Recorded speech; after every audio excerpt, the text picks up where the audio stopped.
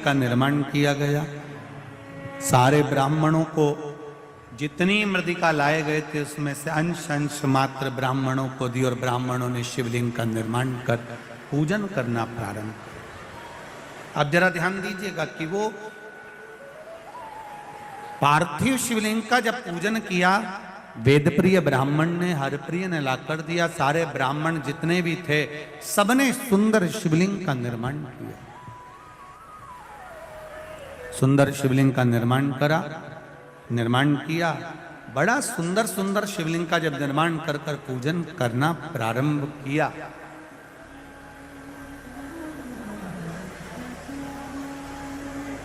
उसी समय पर सारे ब्राह्मणों ने एक साथ भगवान शंकर की आराधना कर कर विनती करी, भोलेनाथ, हे देवादिदेव महादेव, कृपा करिए। देखिए, एक अकेले बैठकर भजन करना और एक सामूहिक बैठकर भजन करना, बहुत अंतर है।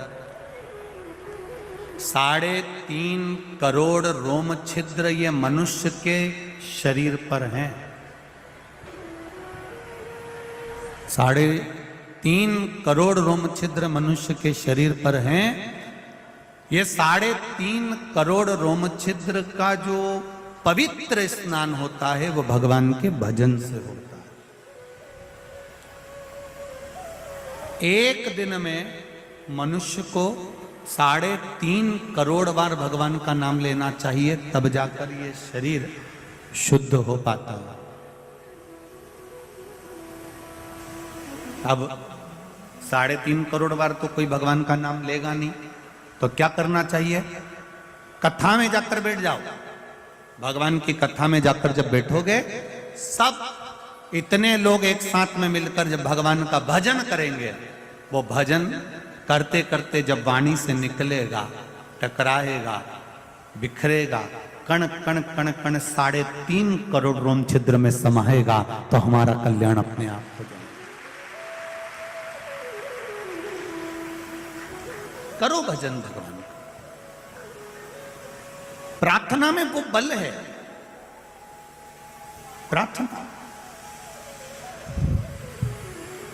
प्रार्थना में वो बल होता है कि आप जब प्रार्थना करते हैं, आप जब भगवान का भजन करते हैं, आप जब नाम कीर्तन करते हैं, आप जब मंत्र स्मरण करते हैं, उस मंत्र स्मरण में, उस प्रार्थना में वो बल उत्पन्न हो जाता है कि भगवान उस स्थान पर आकर विराजमान हो जाता है, उस जगह पर आ जाए। अभी कथा में वर्णन किया था इससे पहले, जो कानपुर की कथा हुई, उस कानपुर की कथा में कहा था हेलीकॉप्टर को उतारने के लिए हेलीपैड बनाया जाता है। बोलो जी, सही है कि गलत है? ऐसा ग्राउंड देखा जाता है, फिर उसमें चूने से एच लिखा जाता है। क्या लिखते हैं? एच। देखा है आप लोगों ने कि नहीं देखा है? किस किस ने देखा? जरा हाथ उठाओ। सबने देखा है? धरो धरो धरो धरो। एच बना होता है। एच का मतलब होता है हां, मतलब आप अपना हेलीकॉप्टर यहां पर उतार सकते हो। हेलीकॉप्टर वाला नीचे एच देखता है, हेलीपैड देखता है और हेलीकॉप्टर उतार लेता है।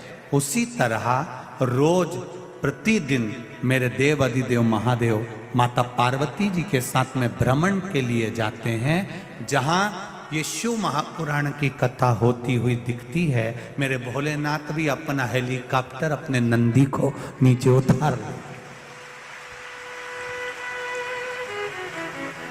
क्या मिलता है शिव महापुराण के पंडाल में? क्या मिलता है? कई लोग कहते हैं, इंदौर के लोगों के भी मुख में ये चर्चा चल रही होगी, क्यों जा रहे हैं इतने सारे लोग धक्के खाने के लिए?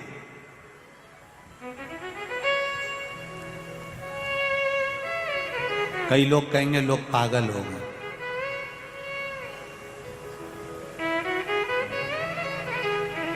घर में टीवी पर भी तो कथा आ रही है, अपने अपने घर में क्यों नहीं सुन लेते? वहां रोड पर बैठे हुए हैं, दीवार पर चढ़े हुए हैं, मकान पर चढ़े हुए हैं, बाउंड्री पर चढ़े हुए हैं। अरे भाई, इन सब को मालूम है कि हेलीपैड पे हेलीकॉप्टर उतरता है और जहां शिव महापुराण की कथा होती है वहां मेरा महादेव उतरता है। इन सबको मालूम।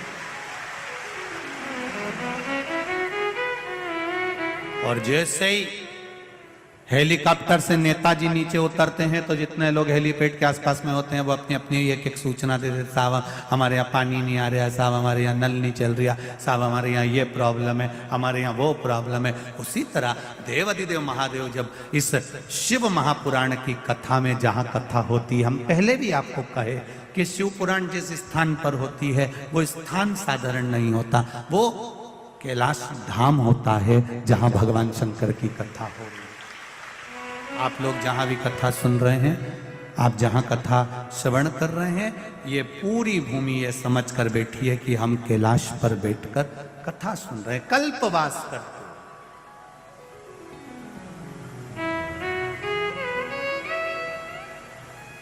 शिव भगवान की कथा को सुन,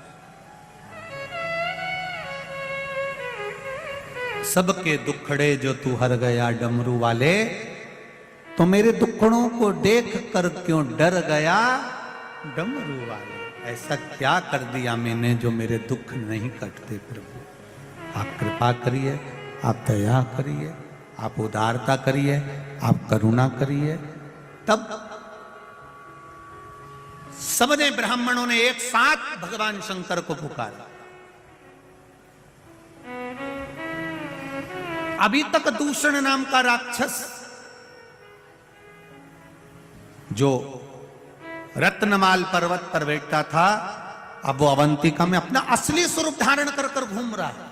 आप देखिएगा जरा, ये शिव की कृपा है, ये शंकर की उदारता है, ये शंकर की करुणा है।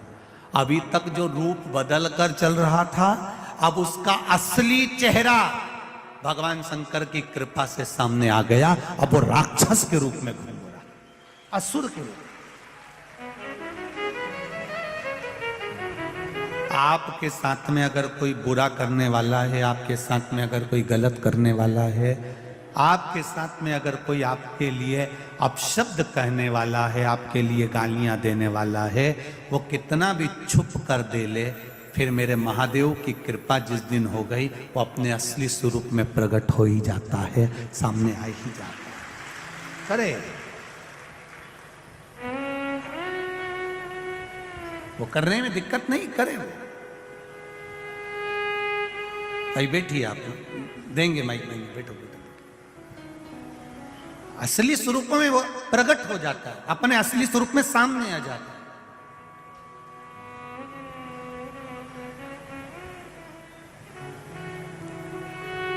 महाराज, राक्षस अपने असली स्वरूप में आ गया। अभी तक ज्योतिषी का रूप रख रहा था, ब्राह्मण का रूप रख रहा था, जोगी सन्यासी का रूप रख रहा था, संत महात्मा का रूप रख कर आता था, और ब्राह्मणों के घर में जाता और ब्राह्मणों से कहता मैं इनको विद्याध्ययन कराऊंगा, और उन बच्चों को लेकर चले जाता, उनका रक्त निचोड़ कर पी जाता। अब अपने असली स्वरूप में आ गए, अब असली स्वरूप में प्रकट हो गया। आप भी करो शंकर की भक्ति। एक लोटा जल लेकर जब शिव जी के मंदिर में जाओगे ना, तो तुम्हारे सामने भी कई सारे राक्षस प्रकट हो जाएंगे, तुम्हारे सामने भी आएंगे। कोई कोई तुम्हारे ऊपर उंगली उठाएगा, चल दी गुरु जी की चेली, चल दी शंकर जी के मंदिर। क्या होता है लोटा भर के जल चढ़ाने से? जो तुमको ज्यादा ज्ञान देना कि शिव जी को जल चढ़ाने से क्या होता है, शंकर भगवान के मंदिर जाने से क्या होता है, तो उनसे हाथ जोड़कर कहना, इतना जोरदार ज्ञान तू अपनी लुगाई को क्यों नहीं देता? हमको ज्ञान दे रहा है, अपनी लुगाई के तो समझा। एक बार जरा चंद्र घंटा से बोल के तो देख, तेरा पूरे अच्छे से ही तेरे को मंदिर का घंटा बना देगी। तू बोलना उससे, उससे बोल। कि हरतालिका तीज का पूजन करने से क्या होता है, करवा चौथ का व्रत करने से क्या होता है, शिवरात्रि का व्रत करने से क्या होता है, सावन के महीने में शंकर जी की पूजन करने से क्या होता है, भगवान शंकर का अभिषेक करने से क्या होता है, ब्राह्मण को घर में पूजन कराने